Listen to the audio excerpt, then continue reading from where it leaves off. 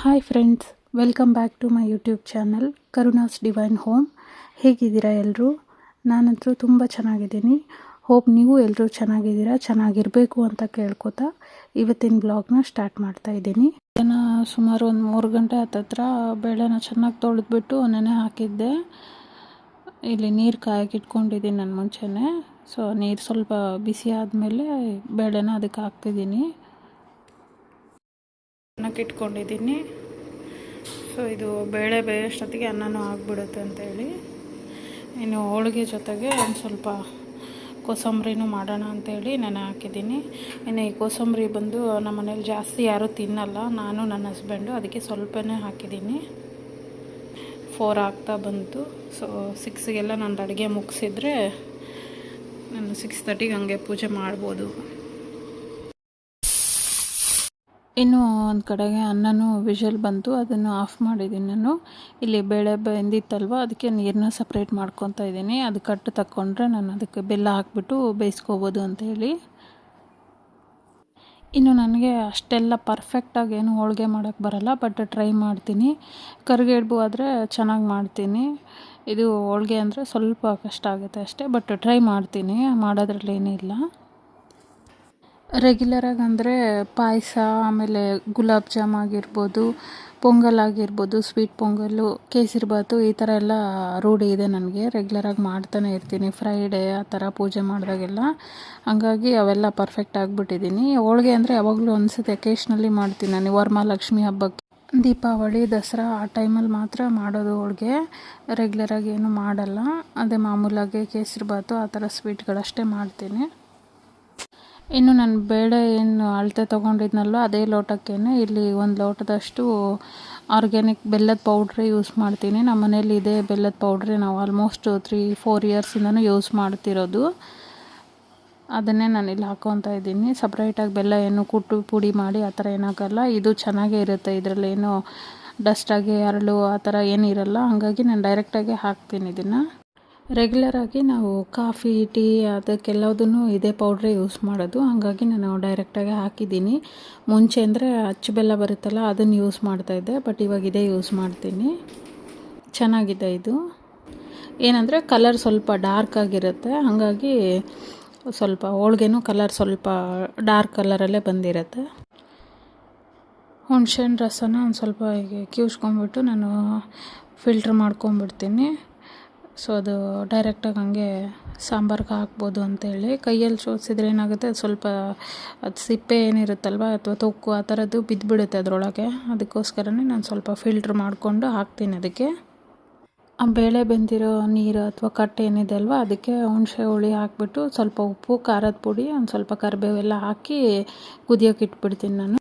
ಇನ್ನು ಇದು ಹೋಳಿಗೆ ಸಾರು ಬಂದು ಒಬ್ಬೊಬ್ಬರು ಒಂದೊಂದು ಥರ ಮಾಡ್ತಾರೆ. ನಾನು ಮಾಡೋದು ಹಿಂಗೆ ಒಂದು ಸ್ವಲ್ಪ ವೇರಿಯೇಷನ್ಸ್ ಆಗ್ತಾ ಇರುತ್ತೆ ಅಷ್ಟೇ. ಒಂದೊಂದು ಸತಿ ಹಾಗೆ ಮಾಡ್ತಿರ್ತೀನಿ.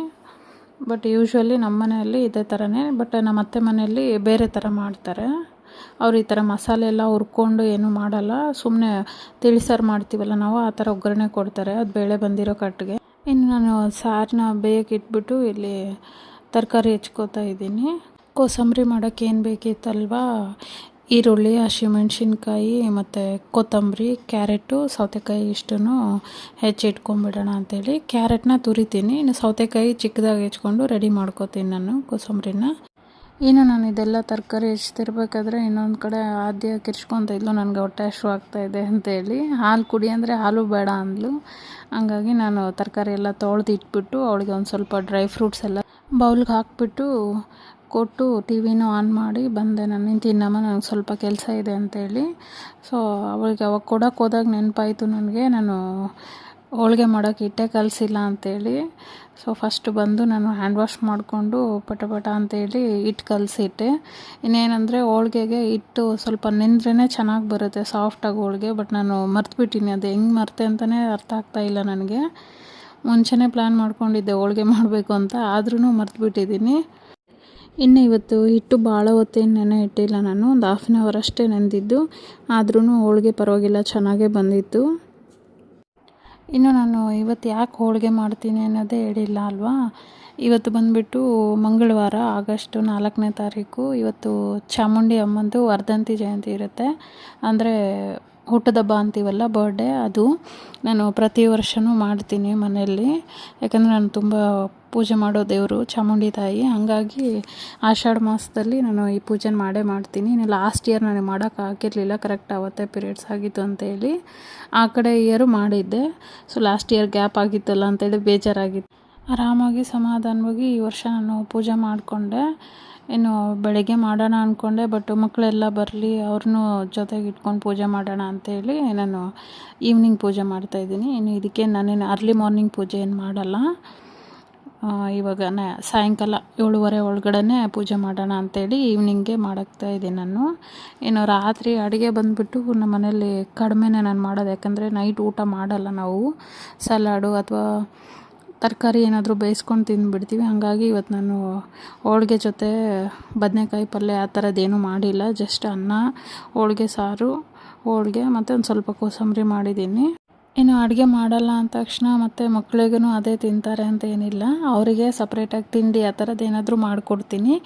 ನಾನು ಹಸ್ಬೆಂಡ್ ಇಬ್ಬರು ನೈಟ್ ಊಟ ಮಾಡಲ್ಲ ನಾವು. ಇನ್ ಕೇಸ್ ಹಂಗೂ ಏನಾದರೂ ಮಾಡಿದರೆ ಲೈಟಾಗಿ ತಿಂಡಿ ಏನಾದರೂ ಇರುತ್ತಲ್ವ, ಉಪ್ಪಿಟ್ಟು ಅಥವಾ ಅವಲಕ್ಕಿ ಆ ಥರದ್ದು ಮಾಡ್ಕೊಂಡು ಅದು 7 o'clock ಒಳಗಡೆ ತಿಂತೀವಿ. 7 ಆದಮೇಲೆ ಏನು ತಿನ್ನಲ್ಲ. ಒಂದು ಹಾಫ್ ಆನ್ ಅವರ್ ನೆನೆಯಕ್ಕೆ ಇಟ್ಬಿಡ್ತೀನಿ ನಾನು. ಮಸಾಲೆಗೆ ಬೇಕಾಗಿರೋ ಐಟಮ್ ಎಲ್ಲದನ್ನು ಜೋಡಿಸಿ ಇಟ್ಕೊಂಡಿದ್ದೀನಿ. ಇದು ಬಂದುಬಿಟ್ಟು ಡ್ರೈ ಆಗಿ ಅಂದರೆ ಆಯಿಲ್ ಹಾಕ್ದೆ ಎಲ್ಲದನ್ನು ಫ್ರೈ ಮಾಡ್ಕೋತೀನಿ ನಾನು.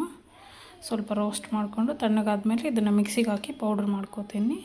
ಇನ್ನು ಇದನ್ನು ಸ್ವಲ್ಪ ಎಣ್ಣೆ ಹಾಕಿಬಿಟ್ಟು ಚೆನ್ನಾಗಿ ಬಾಡಿಸ್ಕೊಂಡು ಇದನ್ನು ಮಿಕ್ಸಿಗೆ ಹಾಕ್ಕೋತೀನಿ. ಸೊ ಇದು ಪೌಡ್ರ್ ಆದಮೇಲೆ ಇದ್ರ ಜೊತೆಗೆ ಇದನ್ನು ಸೇರಿಸಿ ಪೇಸ್ಟ್ ಥರ ಮಾಡ್ಕೊಂಡು ರುಬ್ಕೊತೀನಿ. ಇಷ್ಟೇ ನಾನು ಹೋಳಿಗೆ ಸಾಂಬಾರಿಗೆ ಅಥವಾ ಹೋಳಿಗೆ ಸಾರಿಗೆ ಹಾಕೋ ಇಂಗ್ರೀಡಿಯೆಂಟ್ಸು. ಇನ್ನು ಇದು ವೇರಿಯೇಷನ್ಸ್ ಆಗ್ತಾ ಇರುತ್ತೆ ಒಬ್ಬೊಬ್ಬರ ಮನೆಯಲ್ಲಿ ಒಂದೊಂದು ಥರ. ಇನ್ನೇನಂದರೆ ನಾನು ಒಣಮೆಣ್ಸಿನ್ಕಾಯಿ ಹಾಕ್ತಾಯಿದ್ದೆ. ಸೊ ಇವತ್ತೇನಂದರೆ ಸಾಂಬಾರಿಗೆ ಇಲ್ಲೇನು ಬೇಯಕ್ಕಿಟ್ಟಿದ್ದೀನಲ್ವ, ಇದು ಸಾರು ಕಟ್ಟನ್ನು ತೆಗ್ದಿದ್ನಲ್ವ ಅದು ಮತ್ತು ಹುಣಸೆ ಹುಳಿ ಹಿಂಡಿ. ಇದಕ್ಕೇನೆ ನಾನು ಆಲ್ರೆಡಿ ಒಂದು ಸ್ವಲ್ಪ ಕರಿಬೇವು ಮತ್ತು ಖಾರದ ಪುಡಿ 2 ಹಾಕಿಟ್ಬಿಟ್ಟಿದ್ದೀನಿ. ಹಂಗಾಗಿ ಈಗ ಒಣಮೆಣ್ಸಿನ್ಕಾಯಿನ ಸ್ಕಿಪ್ ಮಾಡಿದ್ದೀನಿ ಅಷ್ಟೇ.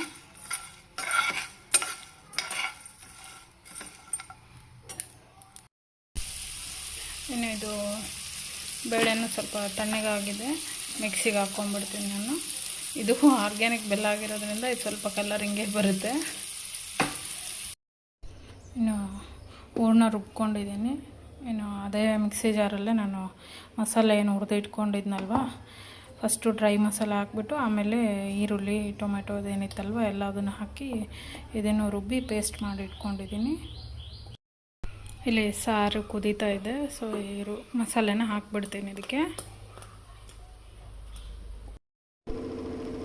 ಮಸಾಲೆ ಎಲ್ಲ ಹಾಕಿ ಇವಾಗ ರುಬ್ಕೊಂಡಿದ್ನಲ್ವ ಹೂರಣ, ಇದನ್ನು ಒಂದು ಸ್ವಲ್ಪ ಹಾಕ್ತಿದ್ದೀನಿ ಅದಕ್ಕೆ.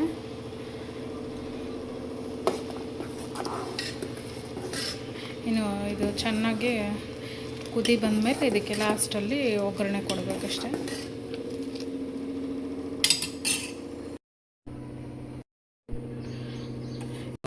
ಕೋಸಂಬರಿ ಮಾಡೋಕ್ಕೆ ಒಂದು ಸ್ವಲ್ಪ ಕ್ಯಾರೆಟ್ನ ತುರ್ಕೊಂಡು, ಸೌತೆಕಾಯಿನ ಹೆಚ್ಕೊಂಡು, ಹಸಿಮೆಣ್ಸಿನ್ಕಾಯಿ ಹೆಚ್ಕೊಂಡಿದ್ದೀನಿ, ಈರುಳ್ಳಿನ ಸಣ್ಣದಾಗಿ ಹೆಚ್ಕೊಂಡಿದ್ದೀನಿ.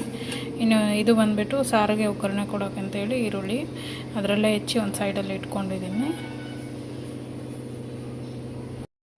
ಸಾರೂ ಆಲ್ಮೋಸ್ಟು ಕುದ್ಬಿಟ್ಟಿದೆ. ಸೊ ಇದಕ್ಕೆ ಒಂದು ಸ್ವಲ್ಪ ಒಗ್ಗರಣೆ ಕೊಟ್ಬಿಟ್ಟು ಸಾರಿಗೆ ಹಾಕಿದರೆ ಸಾರೂ ಮುಗಿಯುತ್ತೆ. ಇನ್ನು ಒಗ್ಗರಣೆಗೆ ಬಂದುಬಿಟ್ಟು ನಾನು ಮಾಮೂಲಾಗಿ ಸಾಸಿವೆ, ಜೀರಿಗೆ, ಒಂದು ಸ್ವಲ್ಪ ಇಂಗು, ಈರುಳ್ಳಿ ಮತ್ತು ಒಂದು ಸ್ವಲ್ಪ ಈರುಳ್ಳಿನೂ ಸಣ್ಣದಾಗಿ ಕಟ್ ಮಾಡ್ಕೊಂಡಿದ್ದೀನಿ, ಅದನ್ನು ಹಾಕಿ ಒಗ್ಗರಣೆ ಮಾಡ್ಕೊತೀನಿ. ಒಣಮೆಣ್ಸಿನ್ಕಾಯಿ ಹಾಕ್ಬೋದು, ಬಟ್ ನಾನೇನು ಹಾಕಿಲ್ಲ ಇಲ್ಲಿ. ಬೆಳ್ಳುಳ್ಳಿನೂ ಹಾಕ್ಬೋದು, ಬಟ್ ನಾನು ಸಾಂಬಾರಿಗೆ ಮಸಾಲೆ ರುಬ್ಬಿದ್ನಲ್ವ ಅದ್ರ ಜೊತೆಗೆ ಬೆಳ್ಳುಳ್ಳಿ ಎಲ್ಲ ಹಾಕಿದೆ. ಹಂಗಾಗಿ ಮತ್ತೆ ಸಪ್ರೇಟಾಗೇನು ಬೆಳ್ಳುಳ್ಳಿನ ಆ್ಯಡ್ ಮಾಡಿಲ್ಲ ಇಲ್ಲಿ ಒಗ್ಗರಣೆಗೆ. ಇನ್ನು ಅದು ಒಗ್ಗರಣೆನ ಹಾಕಿಬಿಟ್ಟು ಒಂದು ಸ್ವಲ್ಪ ಮೇಲೆ ಕೊತ್ತಂಬರಿನೂ ಹಾಕಿ ಇದು ಸಾರನ್ನ ಆಫ್ ಮಾಡಿ ನಾನು ಸ್ವಲ್ಪ ಕೋಸಂಬರಿಗೆ ಕಲಿಸ್ಬಿಡ್ತೀನಿ. ಅದು ಆಲ್ರೆಡಿ ಎಲ್ಲ ಹೆಚ್ಚಿಟ್ಕೊಂಡಿದ್ದೀನಿ. ಸೊ ಕೋಸಂಬರಿ ಒಂದು ಮುಗಿದ್ರೆ ನನಗೆ ಹೋಳಿಗೆಗೆ ರೆಡಿ ಮಾಡ್ಕೋಬೋದು. ಟೈಮ್ ಬಂದು ಆಲ್ಮೋಸ್ಟ್ 5:40 ಆಯಿತು. ಇನ್ನು ನನ್ನ ದೊಡ್ಡ ಮಗಳು ಖುಷಿನೂ ಸ್ಕೂಲಿಂದ ಬಂದಳು 5:30ಗೆ. ಸೊ ಅವಳು ಫ್ರೆಶ್ ಅಪ್ ಆಗೋಷ್ಟೊತ್ತಿಗೆ ನಾನು ಈ ಕೋಸಂಬರಿ ಕಲಿಸ್ಬಿಟ್ಟು ಅವಳಿಗೂ ಒಂದು ಸ್ವಲ್ಪ ಡ್ರೈ ಫ್ರೂಟ್ಸ್ ಕೊಟ್ಟೆ. ಯೂಶ್ವಲಿ ಡ್ರೈ ಫ್ರೂಟ್ಸ್ನ ನಾನು ಬೆಳಗ್ಗೆನೇ ಕೊಡ್ತೀನಿ ತಿಂಡಿ ಜೊತೆಗೆ, ಬಟ್ ಇವತ್ತು ನೆನೆ ಹಾಕಿರಲಿಲ್ಲ, ಹಾಗಾಗಿ ಬೆಳಗ್ಗೆ ನೆನೆ ಹಾಕಿ ಈವ್ನಿಂಗ್ ಕೊಡ್ತಾಯಿದ್ದೀನಿ. ಇನ್ ಕೇಸ್ ಏನಾದರೂ ಮರ್ತಿದ್ರೆ ಈ ಥರ ಈವ್ನಿಂಗ್ ಕೊಡ್ತೀನಿ, ಇಲ್ಲಾಂದರೆ ಬೆಳಗ್ಗೆ ಕೊಡ್ತೀನಿ. ಸೊ ಅವಳಿಗೆ ಡ್ರೈ ಫ್ರೂಟ್ಸ್ ಎಲ್ಲ ಕೊಟ್ಟು ಬಂದು ನಾನಿಲ್ಲಿ ಹೋಳಿಗೆ ಮಾಡೋಕ್ಕೆ ರೆಡಿ ಮಾಡಿಕೊಂಡೆ. ಒಂದೊಂದು ಸತಿ ಹೆಂಗೆ ಅಂದರೆ ಎಷ್ಟು ಆರಾಮಾಗಿ ಮಾಡೋಣ ಅಂದರೂ ಟೈಮ್ ಆಗಿಬಿಡುತ್ತೆ. ಇವತ್ತೇನು ಟೈಮ್ ಅನಿಸ್ಲಿಲ್ಲ ನನಗೆ. ನಾನು ಆಲ್ಮೋಸ್ಟ್ 4 ಗಂಟೆ ಹತ್ತತ್ರಕ್ಕೆ ಅಡುಗೆ ಮಾಡೋಕ್ಕೆ ರೆಡಿ ಮಾಡ್ಕೊಂಡಿದ್ದು 6 o'clockಗೆ ನಂದೆಲ್ಲ ಮುಗಿಸ್ಬಿಡ್ತು. ಏಕೆಂದರೆ ಇಲ್ಲಿ ಒಂದು ಸ್ವಲ್ಪ ನಾನು ಅಡುಗೆ ಕ್ವಾಂಟಿಟಿನೂ ಕಡಿಮೆ ಇತ್ತು, ನೈಟು ಊಟ ಕಡಿಮೆ ಅಲ್ಲ, ಹಾಗಾಗಿ ನಾನು 8 ಹೋಳಿಗೆ ಅಷ್ಟೇ ಮಾಡಿದ್ದೆ, ಎಲ್ರಿಗೂ 2 ಅಂತೇಳಿ. ಇನ್ನು ನನ್ನ ಸಣ್ಣ ಮಗಳು ಆದ್ಯ ತಿನ್ನಲ್ಲ, ಸೊ ನಮ್ಮ ಮೂವರಿಗೆ ಮತ್ತು ದೇವ್ರಿಗೆ ಪ್ರಸಾದಕ್ಕೆ ಇಡೋಕ್ಕೆ 2 ಸೇರಿಸಿ 8 ಹೋಳಿಗೆ ಅಷ್ಟೇ ಮಾಡಿದೆ, ಜಾಸ್ತಿ ಮಾಡಲಿಲ್ಲ. ಹಾಗಾಗಿ ಹೋಳಿಗೆ ಮಾಡೋದನ್ನು ಬೇಗನೆ ಆಯಿತು ನನಗೆ. ಇನ್ನು ಹೋಳಿಗೆ ಎಲ್ಲ ಮಾಡಿ ಮುಗಿಸಿ ನಾನು ದೇವ್ರ ಮನೆಯೂ ಕ್ಲೀನ್ ಮಾಡಿ ಎಲ್ಲ ಜೋಡಿಸಿಟ್ಟು ಬಂದು ಫ್ರೆಶ್ ಅಪ್ ಆಗಿ ಪೂಜೆನೂ ಮುಗಿಸ್ದೆ. ನಮ್ಮ ಮನೆಯವ್ರಿಗೂ ಇವತ್ತು ಸ್ವಲ್ಪ ಬೇಗನೆ ಬರೋಕ್ಕೆ ಹೇಳಿದ್ದೆ, ಸೊ ಹಂಗಾಗಿ ಎಲ್ಲರೂ ಪೂಜೆ ಮಾಡಿಕೊಂಡು 7:30 ಒಳಗಡೆ ಊಟನೂ ಮುಗಿಸ್ಕೊಂಡ್ವಿ. ಇದಾಗಿತ್ತು ಫ್ರೆಂಡ್ಸ್ ಇವತ್ತಿನ ನನ್ನ ಬ್ಲಾಗ್. ಈ ವಿಡಿಯೋ ಏನಾದರೂ ನಿಮ್ಗೆ ಇಷ್ಟ ಆಗಿದ್ದರೆ ಲೈಕ್ ಮಾಡಿ, ಶೇರ್ ಮಾಡಿ, ಹಾಗೆ ಏನಾದರೂ ಹೇಳಬೇಕು ಅಂದರೆ ದಯವಿಟ್ಟು ಕಮೆಂಟ್ ಬಾಕ್ಸಲ್ಲಿ ಕಮೆಂಟ್ ಮಾಡಿ ಅಂತ ಹೇಳ್ತಾ ಥ್ಯಾಂಕ್ ಯು ಸೊ ಮಚ್.